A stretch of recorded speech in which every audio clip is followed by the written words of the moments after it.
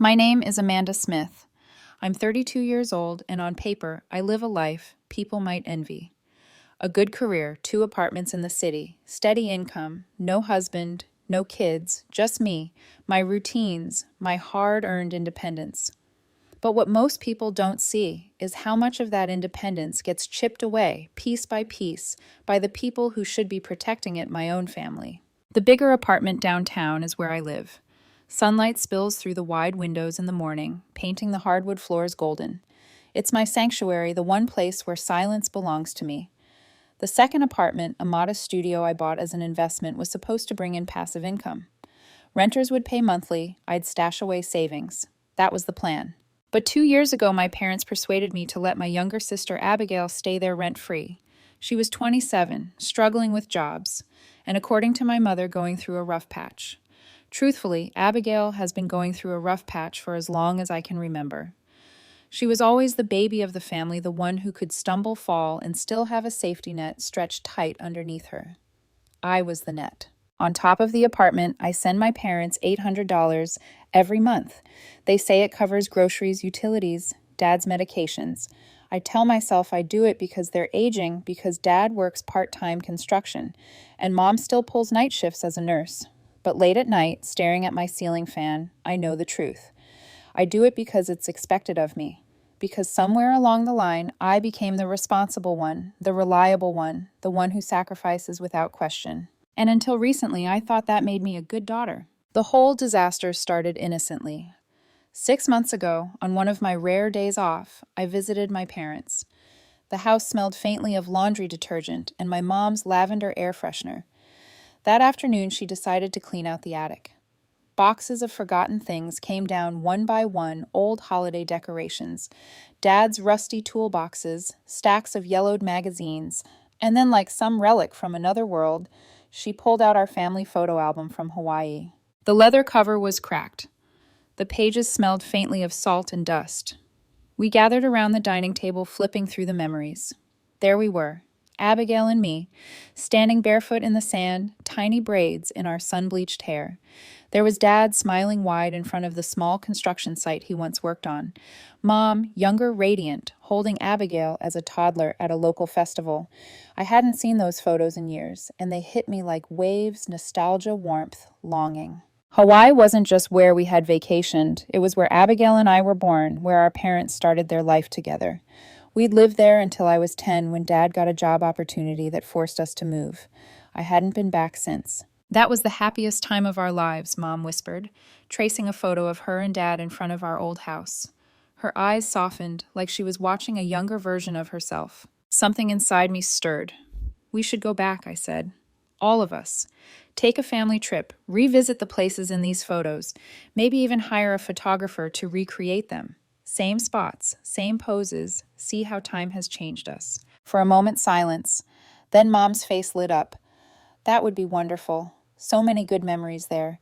I'd love to see it again. It was the first time in years I'd seen her look so excited about something. Dad nodded, already picturing beaches and luau's. Even Abigail, scrolling absent-mindedly on her phone, glanced up and smiled. I'll handle it, she said. I'll plan the whole thing. Flight's hotel photographer. You're always too busy with work, Amanda. Let me do this for once. Her words surprised me. For once, Abigail offering responsibility instead of excuses, I wanted to believe it. Against the faint warning in my chest, I agreed. A week later, I transferred $8,000 to her account. My savings. Money meant to buy me time and security suddenly reallocated for family. Abigail sent confirmation emails, flights booked, hotel reserved, photographer secured. Everything seemed in order.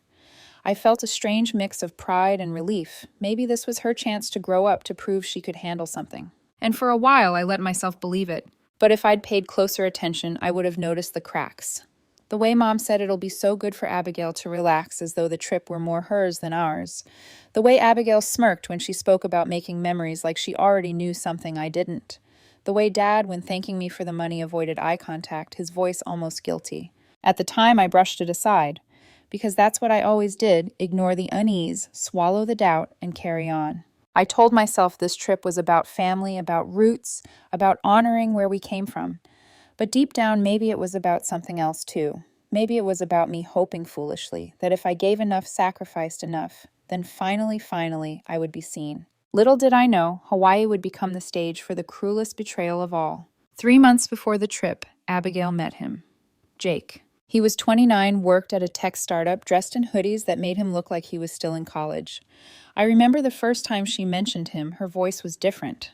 Not the flighty tone she used with past boyfriends, but steady, almost defensive. He's different, Amanda. He actually listens to me. I wanted to be happy for her. God knows she'd stumbled through enough dead-end relationships. But a small part of me bristled. She had just taken $8,000 of my money to plan a family trip, and suddenly all her focus shifted to this man I barely knew. Weeks passed, and it got worse. She started dodging family group chats about the trip. When Mom would ask about flight details, Abigail would mumble something vague, then rush off the phone. At dinner one night over Mom's roast chicken, Abigail blurted out, "Actually, I don't think I can go to Hawaii. Jake and I have been talking, and my relationship comes first right now." The room went cold. I dropped my fork against the plate with a sharp clink. "You can't be serious," I said. "We've been planning this for months. You've already booked everything." Abigail crossed her arms. Her expression stubborn, rehearsed. "Relationships are about commitment, Amanda. I can't just take off for a week when Jake and I are building something real. Building what I asked, incredulous. You've known him for 6 weeks." "Don't be cruel," Mom scolded gently, but her eyes darted nervously between us. Dad cleared his throat, muttered something about young love, and kept eating. The conversation ended with no resolution. Abigail stood her ground. Mom tried to smooth things over, and I sat there swallowing rage with each bite of chicken. Then a week later, Abigail showed up at my apartment glowing. "Never mind," she said breezily. "I've decided to come after all. Jake and I talked it through." Her voice was too light, too casual. Relief washed over me at first, though a nagging unease lingered. Something about the way she said it, like she was letting me in on a decision that had nothing to do with me, even though I was the one funding everything. Still, I clung to the idea of the trip, family, reconnection, memories. I wanted to believe it was back on track. Until the airport. I arrived early that morning, suitcase in tow, heart pounding with excitement. It had been over 2 decades since I'd seen Hawaii. My childhood memories were fuzzy waves breaking against rocks, hibiscus flowers tangled in my hair, Dad carrying me on his shoulders at a festival, but they pulsed in my chest as I walked through the terminal. And then I spotted them. Mom and Dad side by side. Abigail, her hair tied back in a messy bun, phone in hand, and next to her, Jake, with a suitcase. A large rolling suitcase. I slowed my steps.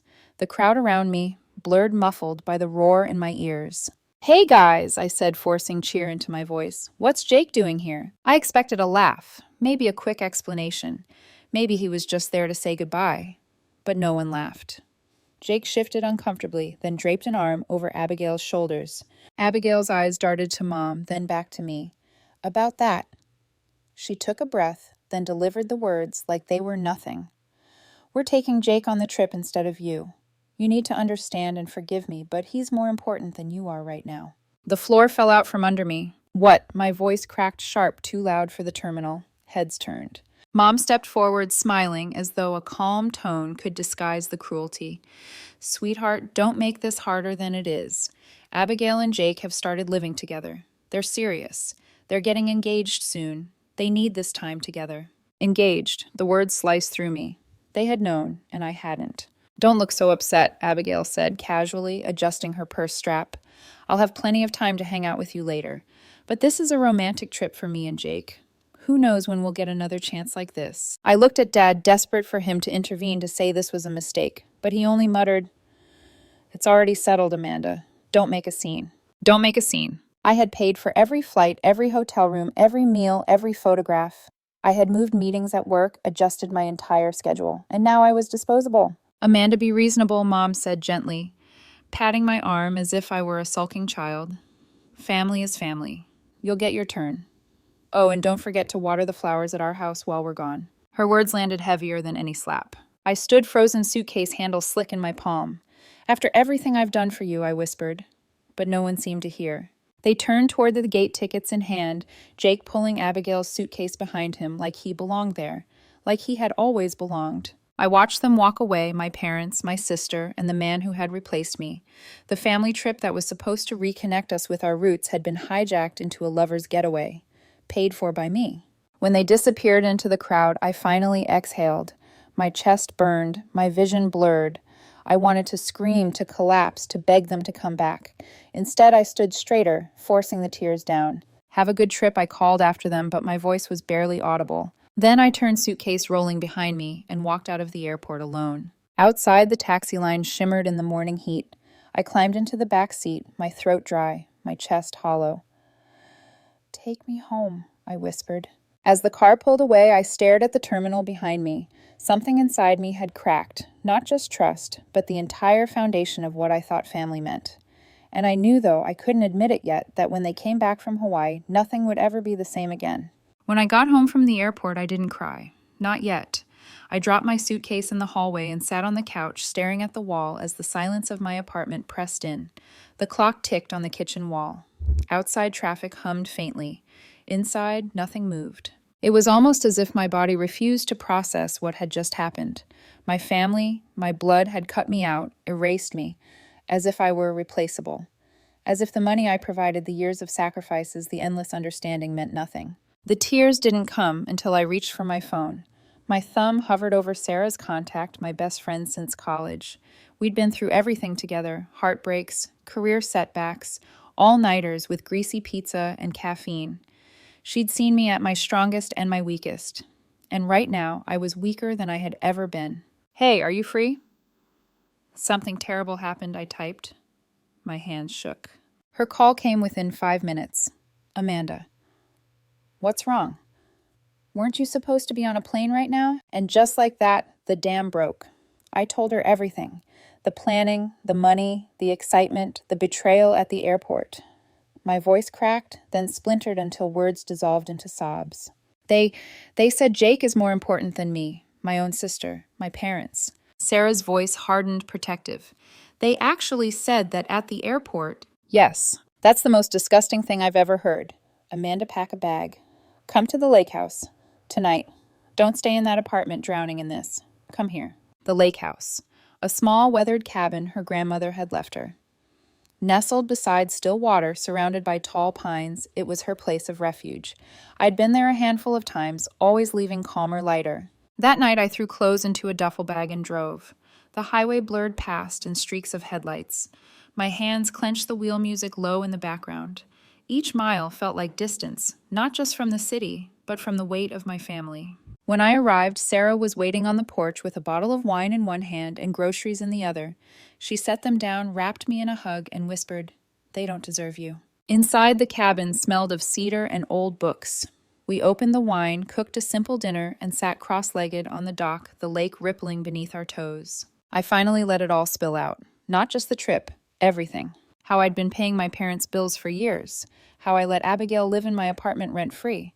How every time I said no, Mom reminded me of family loyalty, and Dad sighed like I was being selfish. How Abigail was always forgiven, her missed rent, her bad boyfriends, her failures at work, while I was expected to carry the weight. Sarah listened quietly, only breaking her silence to refill my glass or squeeze my hand. When I finished, she looked at me with that steady gaze of hers, the one that always cut through my excuses. "You know what your problem is," she said softly. I bristled. "What?" "You're too nice. Too willing to be the good daughter, the perfect sister. You've mistaken being used for being loved, and you've been letting them walk all over you." Her words stung because they were true. I shook my head, voice trembling. "But they're my family. What am I supposed to do, just abandon them?" "There's a difference between helping and enabling," she replied. "Helping means giving when it's needed.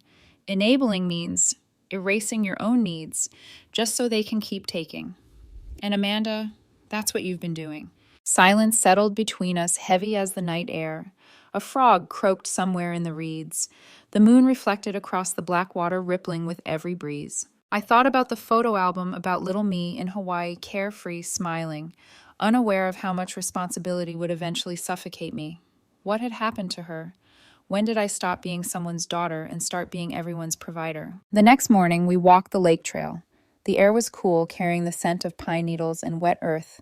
My chest felt lighter with every step, like the forest itself was peeling back layers of heaviness.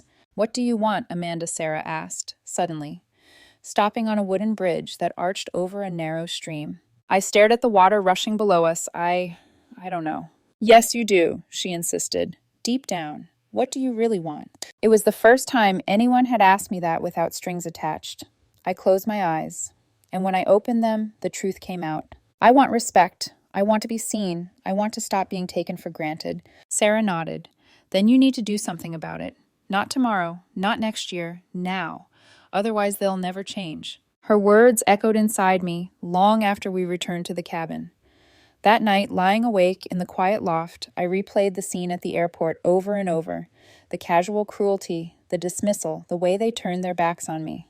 I realized then that my family hadn't just hurt me once. They'd been hurting me for years. I'd simply been too afraid to confront it, too afraid of being the bad daughter. But fear couldn't keep me safe anymore. By Sunday morning, clarity hit me like sunlight piercing clouds. Over breakfast, I looked at Sarah across the table and whispered, "I know what I have to do. Know what I..." She leaned forward. "Tell me." "I need to stop being their ATM. I need to stop letting Abigail use my apartment like it's hers.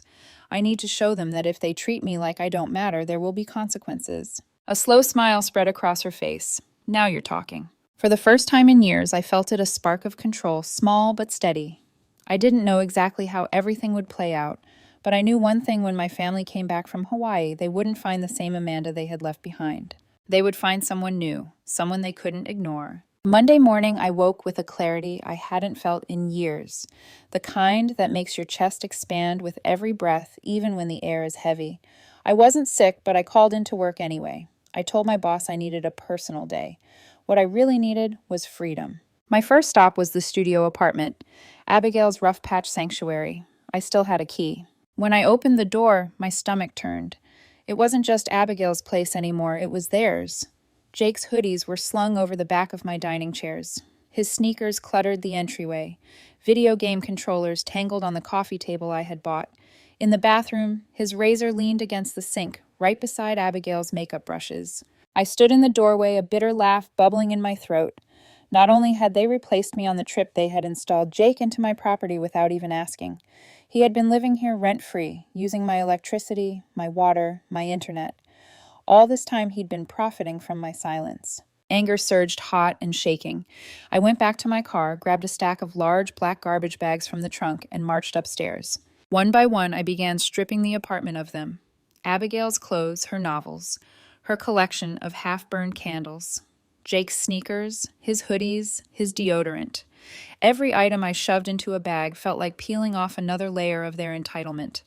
The sound of zippers tearing closed echoed in the still air, harsh and final. By the third bag, I was sweating, but the fury kept me going. Each thud of shoes into plastic, each clatter of dishes wrapped in towels reminded me I was reclaiming what was mine. Hours later, I hauled the stuffed bags into my car and drove straight to my parents' house. The driveway was empty. Of course, they were still in Hawaii, no doubt, smiling in photos under the same sun that had once warmed my childhood. I unlocked the front door with the spare key they'd given me for emergencies and stepped inside.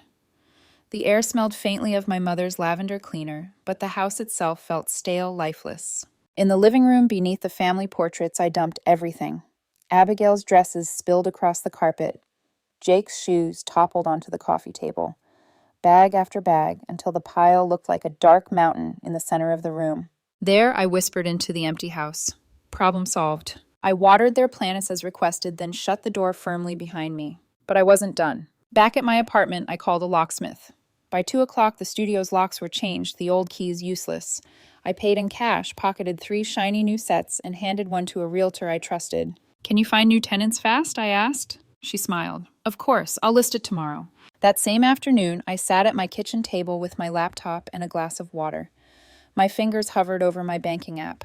This was the moment. I canceled the automatic $800 transfer to my parents' account. Then their internet, their Netflix subscription, their spot on my phone plan. Each click felt like slicing through invisible strings that had tied me down for years. When it was done, I sat back in the chair. My heart pounded not with fear, but with a strange exhilaration. I had thought cutting them off would feel cruel, heartless. Instead, it felt like oxygen. That night, my phone buzzed with photo updates from Hawaii. A picture of Abigail and Jake at a luau, mom's caption, "Having the time of our lives. Wish you were here." I stared at the screen, bile rising in my throat. The hypocrisy was stunning. They had literally replaced me, then dared to pretend I was missed. I typed back a smiley face emoji. Nothing more. The next day, another photo. Dad holding a tropical drink on the hotel balcony. "The view is amazing. Thank you for making this possible." At least he acknowledged it, but acknowledgement wasn't enough. Not after what they'd done. I sent another emoji, hollow and false. This became my ritual.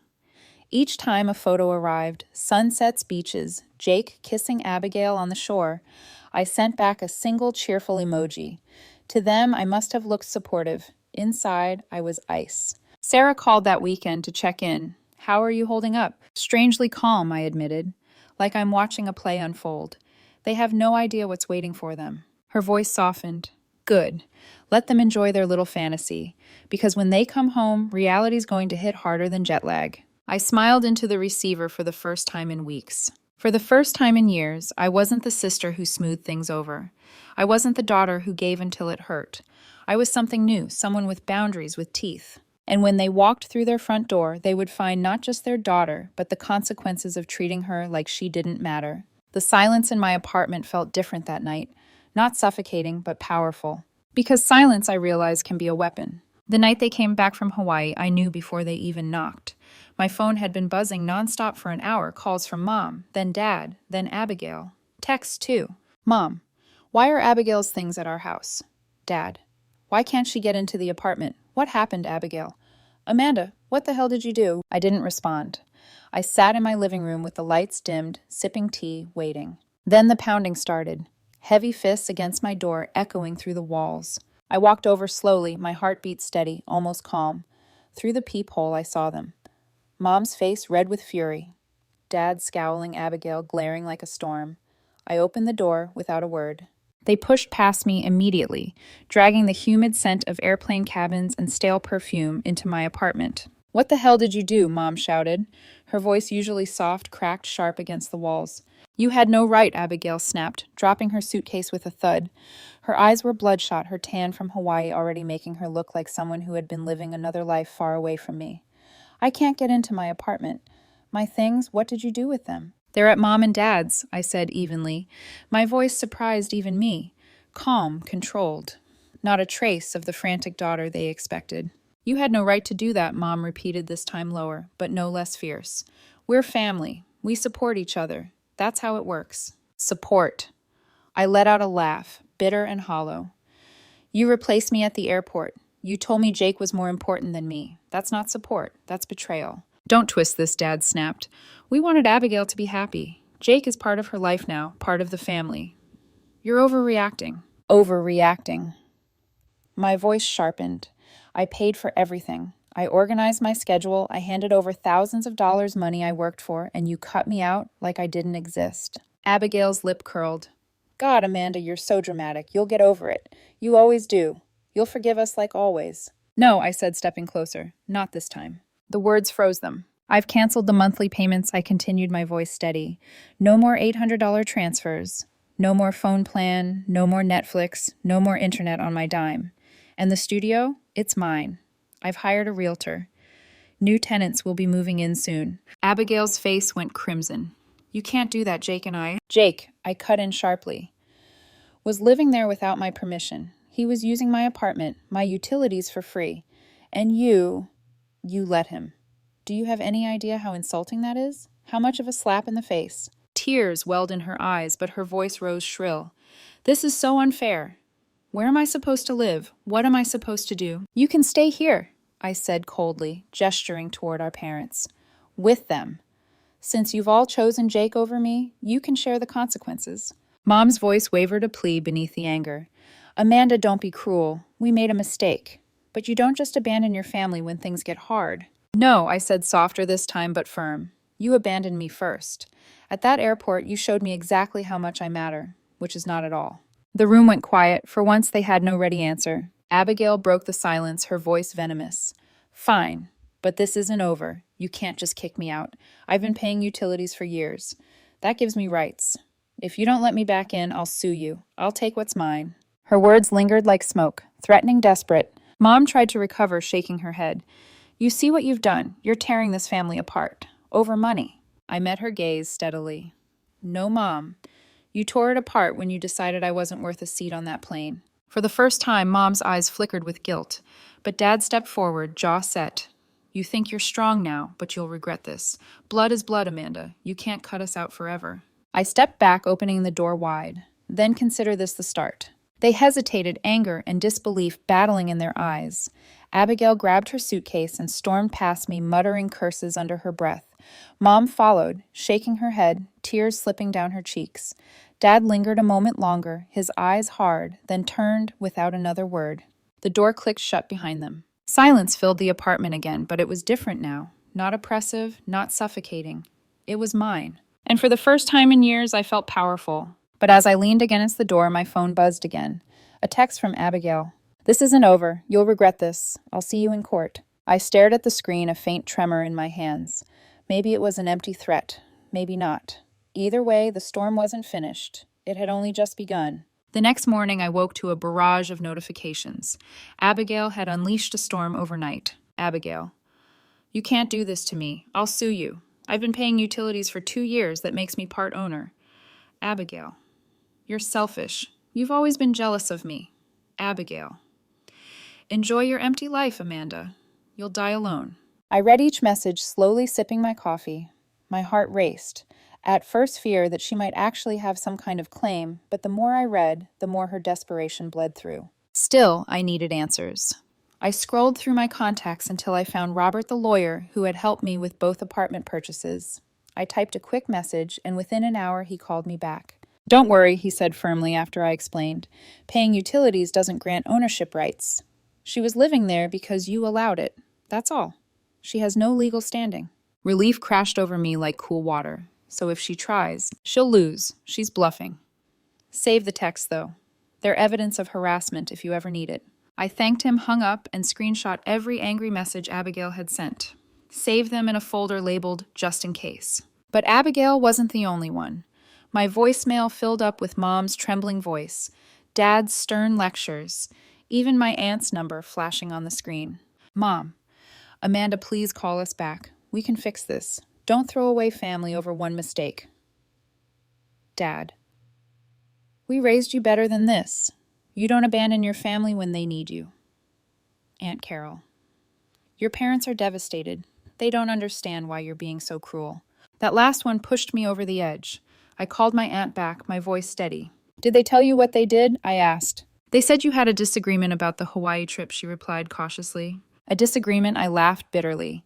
They replaced me at the airport with Abigail's boyfriend. A vacation I paid for months of planning stolen from me like I was nothing. Silence stretched on the line. Finally, Aunt Carol whispered, I didn't know it was that bad." "Now you do." After that, the relatives stopped calling. Apparently, the truth had a way of silencing even the most judgmental voices. Still, the texts from Mom and Dad trickled in switching tactics. "Mom, we love you. Please don't shut us out." Dad, "You'll regret this. One day we'll be gone, and you'll wish you had forgiven us." I stared at their words, but they no longer had claws. Guilt was their favorite weapon, and for years it had worked. But now I saw it for what it was, manipulation dressed as love. Weeks passed. The realtor found tenants for the studio, an engaged couple who signed the lease within 2 weeks, paying even higher than the market rate. When the ink dried on their contract, I felt a weight lift. The apartment, once a drain, was now income. Meanwhile, karma did its work. I ran into Jessica, one of Abigail's friends, at the grocery store. She looked uncomfortable, shifting her basket from one arm to the other. "Hey, Amanda, I thought you should know. Jake broke up with Abigail last week." I froze. "He what?" "He said he needed space. That living with your parents was too much for him." Jessica lowered her voice. "She's been crying nonstop, begging him to come back. Your parents are, well, they're not handling it well either." I nodded slowly, a hollow ache and a grim satisfaction mixing inside me. So Jake had gotten his free vacation, his free rent, and bolted once the perks dried up. Abigail had chosen him over me, and now she had neither. Back at my apartment, I poured myself a glass of wine and sat by the window. The city lights blinked against the dark sky. I felt something I hadn't in a long time, peace. Not joy, not triumph, just peace. But the fallout rippled wider. Word reached me through distant cousins Dad had been forced to go back to full-time construction despite his bad back. Without my $800 cushion bills piled up, Mom picked up extra shifts at the hospital, coming home too exhausted to hide her resentment. And Abigail stuck in her childhood bedroom, 27 years old, heartbroken, unemployed, and lashing out at everyone around her. Once that would have filled me with guilt. Now it only confirmed what Sarah had said. I hadn't destroyed them. I had simply stopped carrying them. The difference was everything. One night, Sarah called.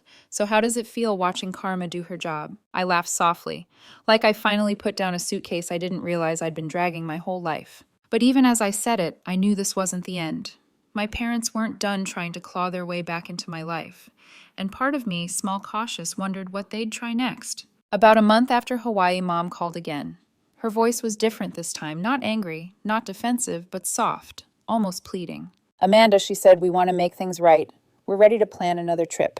Just us this time. No Jake, just the four of us. We'll pay for it ourselves." Her words hung in the air like an olive branch. Once I would have grabbed it, desperate for reconciliation. But now I heard it differently. It wasn't about healing, it was about rewriting the story so they wouldn't have to live with what they had done. "No, Mom," I said firmly. "This isn't about money. It's about the fact that you showed me how little I matter to you. You can't fix that with a plane ticket." She was quiet for a long moment. Then her voice cracked. "But you're our daughter. We love you. If you loved me, I said you wouldn't have humiliated me at the airport. You wouldn't have let Jake live in my apartment without asking. You wouldn't have turned my sacrifices into a joke. You don't get to call that love." There was a muffled sob on the other end, then silence. When the line disconnected, I knew this time it was final. After that, the calls stopped. My phone no longer lit up with guilt trips or desperate pleas. For the first time in years, I was free from the constant tug of obligation. The studio was rented to a sweet young couple who treated it with care. The extra income padded my savings, and instead of draining my bank account for my family, I invested in myself, finally opening a retirement fund I'd put off for years. At work, I felt sharper, more focused. My boss noticed, even hinting at a promotion. Without the constant emotional weight, I had energy for myself again, something I hadn't realized I'd been missing. And my parents? From what I heard through relatives, Dad's back was worsening under the strain of full-time work. Mom looked tired, aged. Abigail, still living in her childhood bedroom, oscillated between tantrums and despair. She'd burned through friendships, embarrassed herself, begging Jake to return, and now sulked behind closed doors. Once all of that would have kept me up at night. Now I simply let the information pass through me. They were reaping the choices they had made. Sarah was the one who planted the seed. "You ever thought about going to Hawaii by yourself?" she asked one evening, as we shared takeout on her balcony. The idea startled me. Alone. Why not? It was your dream too, remember? You were the one who wanted to see those places again. Recreate those memories. Who says you need them to do it? I sat with that thought long after she went to bed. For years, I'd tied my happiness to my family, to their approval, their inclusion. But maybe Hawaii wasn't about them at all. Maybe it was about me. 2 months later, I booked the ticket, just one. When the plane touched down, warm Hawaiian air rushed through the jet bridge. My chest tightened, not with grief this time, but with something close to wonder. I rented a small car and drove past beaches that shimmered under the sun mountains, rising in the distance like ancient guardians. I found the neighborhood where we'd lived, our old house still standing, though worn by time. I walked along the beaches where my sister and I had once built sandcastles, my toes sinking into the same sand, but my heart lighter than it had ever been. One evening, I hired a photographer, just like I'd once suggested. But this time it wasn't for family portraits. It was for me. Standing barefoot on the shoreline at sunset, the waves crashing gently, I let the camera capture the woman I had become, alone, yes, but strong. When the photographer handed me the preview shots, I saw it clearly. Not the dutiful daughter, not the invisible sister. Just Amanda, independent, free. That night, I sat on the beach, knees drawn to my chest, watching the horizon swallow the sun. For the first time in years, there was no weight on my shoulders, no monthly payments draining me, no guilt whispering in my ear, just the rhythm of the waves, steady and eternal. I thought of Sarah's words at the lake house. Sometimes you have to stand up for yourself, even if it means standing alone. She was right. And as the stars lit the Hawaiian sky, I realized I wasn't standing alone anymore. I was standing with myself, and that was enough.